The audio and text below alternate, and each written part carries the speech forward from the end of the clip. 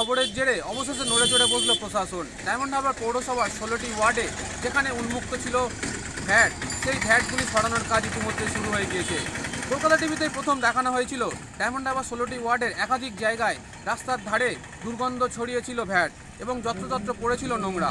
সেই খবর দেখানোর পরেই ডায়মন্ড হারবার পৌরসভার প্রশাসন আশ্বাস দিয়েছিল যে খুব দ্রুত এই ভ্যাটগুলিকে সরিয়ে নিয়ে যাওয়া হবে। সেই মতো কাজও ইতিমধ্যে শুরু হয়ে গিয়েছে। ডায়মন্ড হারবারের এই মুহূর্তে চতুর্দিকে যে নোংরা আবর্জনা সৃষ্টি যেসব জমেছিল সেগুলো আজকের এক সুন্দরভাবে ডায়মন্ড হারবার পৌরসভা সেই ভ্যাটের আয়োজন করেছে এবং সেই ভ্যাটটি সম্পূর্ণ ডায়মন্ড হারবার পৌরসভার তত্ত্বাবধানে চলছে। ডায়মন্ড হারবার শহর এখন পরিষ্কার পরিচ্ছন্ন, খুব ভালো লাগছে।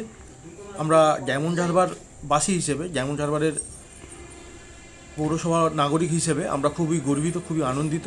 সুন্দর একটা উদ্যোগ নিয়েছে, যে উদ্যোগের ফলে দেখছি যেখানে ভ্যাটের জরিমানা সিস্টেম করেছে, নির্দিষ্ট জায়গা ছাড়া অন্য জায়গায় ফেললে, ময়লা ফেললে একটা জরিমানা সিস্টেম করেছে। এটা একটা প্রশাসন একটা বড় উদ্যোগ নিয়েছে, পৌরসভাকে ধন্যবাদ জানাই তাকে। সম্পূর্ণভাবে ডায়মন্ড হারবার পরিষ্কার রাখা যায় তার জন্য ব্যবস্থা আমরা করছি। জরিমানাও একটা ব্যাপার। এছাড়া আমি কথা বলি, যে কোনো দলনঘাটা ভ্যাট যেখানে গিয়ে আমাদের ময়লাগুলো ফেলা হবে, সেই দলনঘাটা ভ্যাটই প্রায় 94 লাখ টাকা বাউন্ডারি ওয়ালের জন্য সরকার বরাদ্দ করেছেন। এটাও খুব তাড়াতাড়ি টেন্ডার। এবার আশা করছি আমরা বোর্ড অফ কাউন্সিলর এই ব্যাপারে আমরা সক্রিয় আছি, যাতে ডায়মন্ড হারবার যাতে নোংরা না হয় তার ব্যবস্থা করছি। ভ্যাট রয়েছে, তার আশেপাশে কোনো ময়লা ফেললে সেখানে 1000 টাকা পর্যন্ত জরিমানা করা হবে, এই ধরনের নোটিশও লাগানো হয়েছে। ইতিমধ্যেই ডায়মন্ড হারবারবাসী খুবই খুশি প্রশাসনের এই উদ্যোগে।